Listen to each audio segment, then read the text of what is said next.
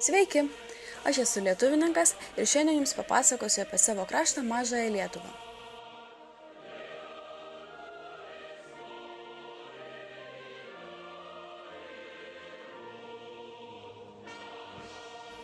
Aukštaitiją, Dzūkiją, Suvalkiją ir Žemaitiją išvardins kiekvienas mokinukas, o ties Mažąją Lietuvą neretas suklumpa, dažniausiai jos gyventojus priskirdamas žemaičių etnokultūros regionų.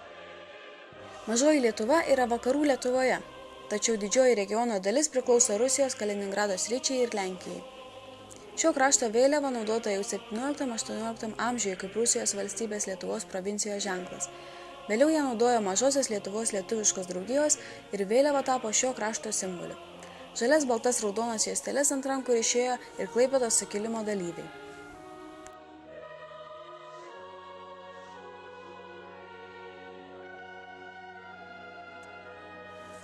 Ši Lietuvos dalis yra lietuvių raštijos gimtinė. Čia išleista pirmoji lietuviška knyga, pirmoji gramatika, pirmasis dainynas, pradėtas leisti pirmasis laikraštis lietuvių kalba ir atidarytos pirmosios lietuviškos mokyklos.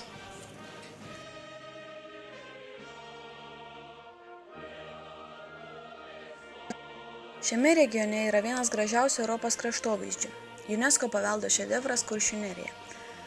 Nepakartojama yra Nemuno delta su daugybė salų ir senuoju Rusnės miesteliu bei Mingės kaimas, kurio centrinės gatvės vietoje yra upė.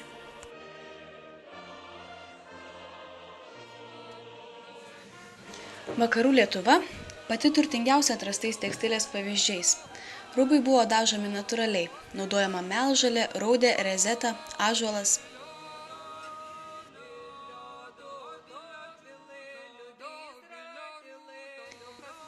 XV amžiuje buvo populiari burgundiška mada, skirtingos kojinės, ilgi batai, aukštos kepurės su snapeliais.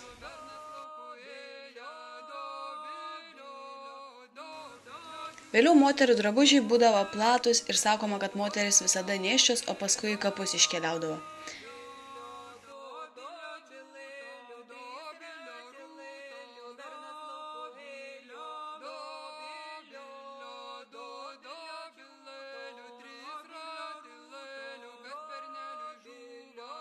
Iki 20 amžiaus moteris puošdavosi tik stikliniais karoliais ir tik tada atsirado gintariniai, kurie tapo neatskiriama tautinio drabužio dalimi.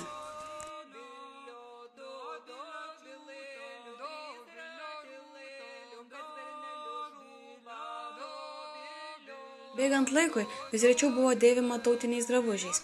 Prie nykimo prisidėjo ir tai, kad atlygį tarnautojai dažnai gaudavo drabužiais.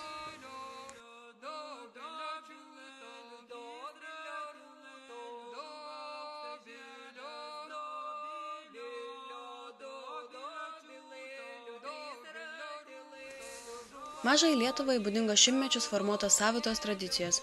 Jos dažniausiai buvo labiau vokiškos nei lietuviškos.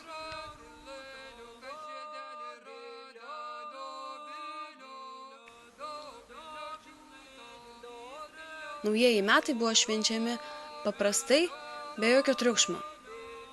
Tačiau sausio 1 rytą visi stengėsi pamatyti baltą arklį, nes tai reiškia gerus metus.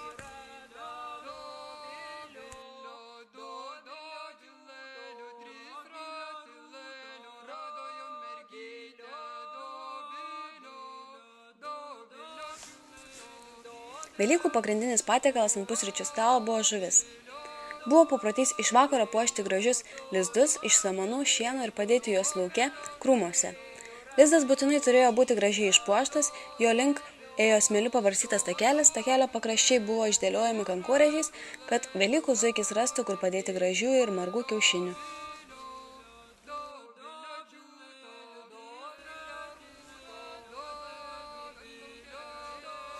Antrąjį Velykų rytą, jau švintant, vaikai eidavo per miestelį ar kaimą velykauti. Šeimininkės iš anksto uždarydavo šunis, kad jie nelotų, ir leisdavo velykautojus, kad šie galėtų verbomis nuplakti miegančius namiškius. Plakdami verba vaikai deklamuodavo eilėraštukus, už tai jie gaudavo vaišių.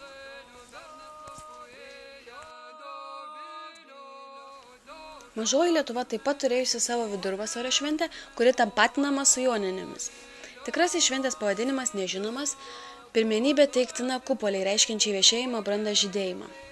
Išvakarėse samdiniai rinkdavo įvairias žoles, kurias šeimininkai kišdavo į sieną, kad pražystų ir stebėdavo, kieno nežydi, apie tą sakydavo, kad jis serga, gal net numirs.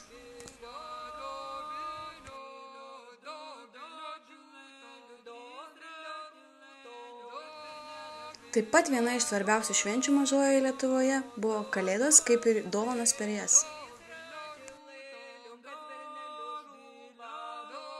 Piršlienė ir piršlys, svočia žiponė, kviesliai ir kvieslės martvežiai, linksmieji nuotakos palydovai, be kurių neapsieidavo ne vienos lietuvininkų vestuvės. Nuotaka turėjo juodo aksomo karūnėlę, kuri buvo nešiojama tik Mažojoje Lietuvoje. Tik čia buvo atliekama marčios gaubtuvių ceremonija, šokamas marčios garbės šokis, valgomi marčios pietūs.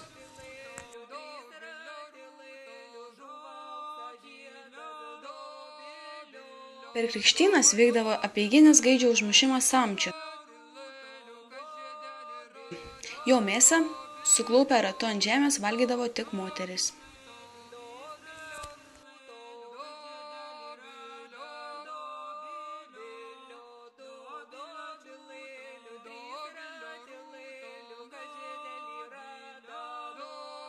Iš visų regionų Mažajai Lietuvai žvejyba būdingiausia.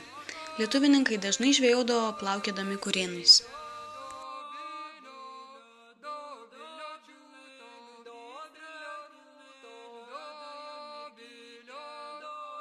Pat vietiniai gamino gintarinius amuletus, kaldino monetas, įsirašinėjo knygas, lipdė ir žiedė puodus, drožinėjo. Tik lietuvininkams būdingi amatai yra vėtrungių gamyba, bučiukų gaudyti nėgiams pynimas, kafijos, šiupinio virimas, varnų gaudymas.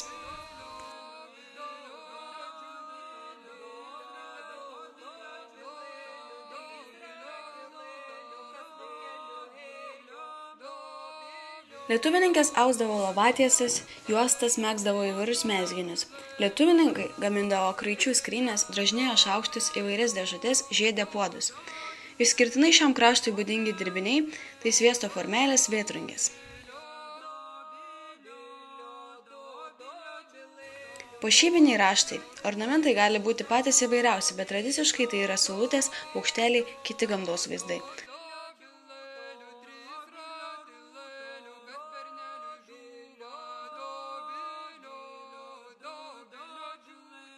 Taip pat Mažojoje Lietuvoje lubos neretai buvo puošiamos ornamentais.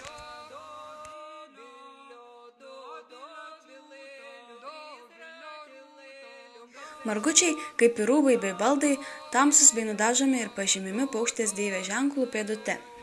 Ornamentai, kaip ir keramikoje, medžio raižinėse bei audinių raštuose tradiciškai, tai yra tos pačios saulutės, paukšteliai, kiti gamtos vaizdai.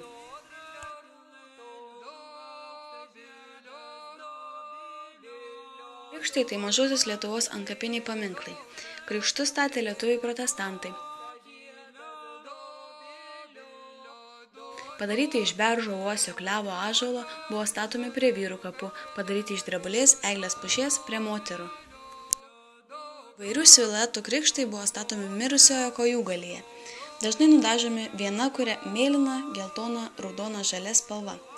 Krikštuose dažnai komponuojamos lotyniškas arba graikiškas kryžius, puošyboje vyravo stilizuoti augalų, paukščių, ypač gegutės ir širdies motyvai.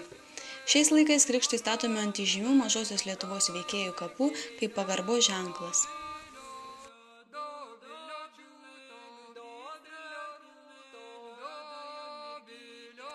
Pasaka Mažojoje Lietuvoje susidomėta gerokai anksčiau negu Didžiojoje Lietuvoje. Gyvoji kalba, jos posakiai, patarlės ir priežodžiai buvo vartojami religiniuose, moksliniuose ir pasaulietiniuose raštuose.